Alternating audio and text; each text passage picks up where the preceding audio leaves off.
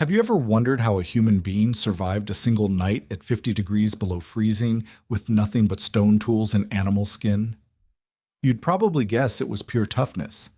But behind that, there's something deeper that most people miss. And if you misunderstand it, which most people do, you could be missing the exact strategies that kept your ancestors alive long enough for you to exist at all. We'll get to that at the end, and it might change everything. 1. They didn't just wear fur.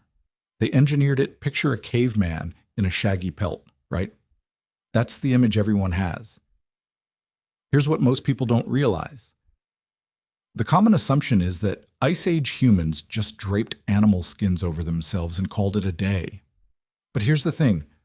Archaeological digs in Russia have uncovered bone needles dating back over 40,000 years, proof they were sewing tailored, multi-layered clothing. Not because it looked better, because a loose hide lets cold air in, and a fitted, layered garment traps body heat like a second skin. That's not primitive. That's precision engineering, thousands of years before the sewing machine.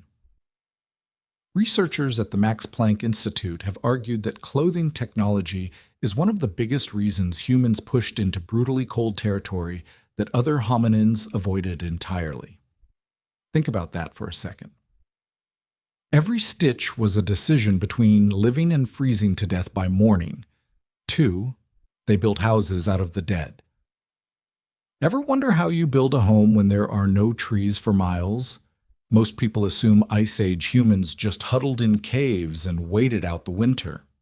That's not it. In parts of Ukraine, entire dwellings have been found built from mammoth bones, skulls stacked as a foundation, tusks curved into a domed frame. Not because it was convenient, because when the landscape gives you nothing, you learn to see resources where no one else does. Excavations at Mesurich revealed structures built from the remains of dozens of mammoths, arranged with a level of planning that still stuns archaeologists today. And here's where it gets even deeper. These weren't random piles. They were architecture, deliberate, load-bearing, built to outlast a season of storms that could kill an entire group in a single night. 3. Fire wasn't just warmth, it was survival math. Be honest, when you think of Ice Age fire, you picture a cozy little flame. That's the surface reason. The real reason is colder and smarter. Fire let them cook meat and marrow into something the body could actually digest fast enough to survive. That's not a lifestyle choice. That's the difference between getting enough calories to make it through the week or not. Anthropologists studying hearths from this period have found that cooked bone marrow delivers nearly double the usable fat energy of raw meat. Wait until we get to number 6, because fire did something else too. Something that had nothing to do with heat at all. And hey, if this is making you see human history differently right now, hit that like button and subscribe. That's how we reach more people who actually want to understand how their ancestors survived the unsurvivable. 4. They hoarded fat like it was currency. Because it was. Have you ever noticed how modern diet culture treats fat like the enemy? Most people assume that's just common sense. But here's the thing. For an Ice Age human, fat wasn't excess. Fat was the only thing standing between you and starvation in February.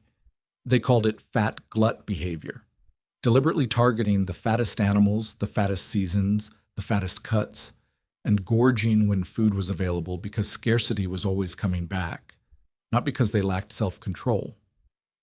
Because their bodies were running a survival calculation, modern comfort has made us forget. Researchers studying Paleolithic bone chemistry have found seasonal starvation markers in nearly every population from this era, proof that feast and famine weren't a metaphor. They were the entire rhythm of life. That's not indulgence. That's insurance, written directly into the body. Think about how different that is from anything you've ever had to consider. 5. They built social safety nets hundreds of miles wide. Ever wonder why Ice Age humans traded shells and stone tools across distances of hundreds of miles? Most people assume it was just early commerce. That's not it. Here's what most people don't realize. Trading an object wasn't really about the object. It was about creating an obligation, a relationship you could call on later if your own group's hunt failed and you were staring down starvation.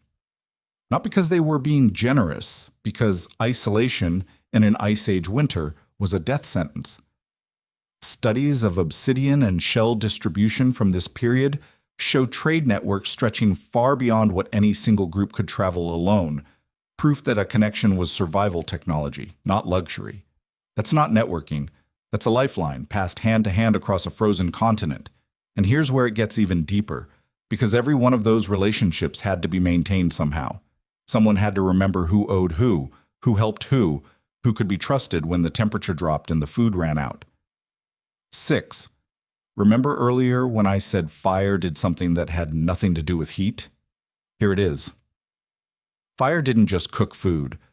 Fire kept people up, together, awake, talking, long after the sun disappeared for 16 hours a day.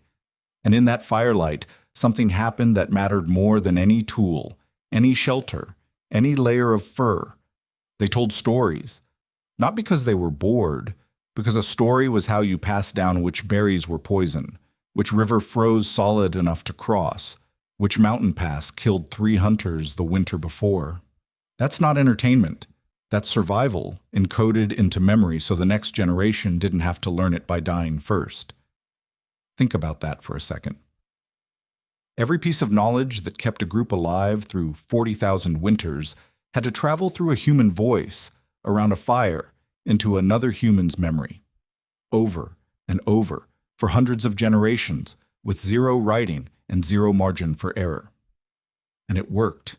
It worked so well that some version of that knowledge, that instinct to gather, to share, to protect the people around you when things get hard, some version of that is still sitting inside you right now. You are not separate from that story. You are the payoff of it.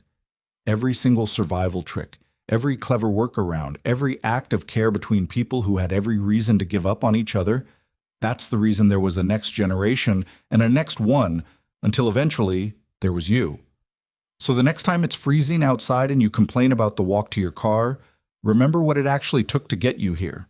It wasn't luck. It was 40,000 years of people refusing to let each other die alone in the cold.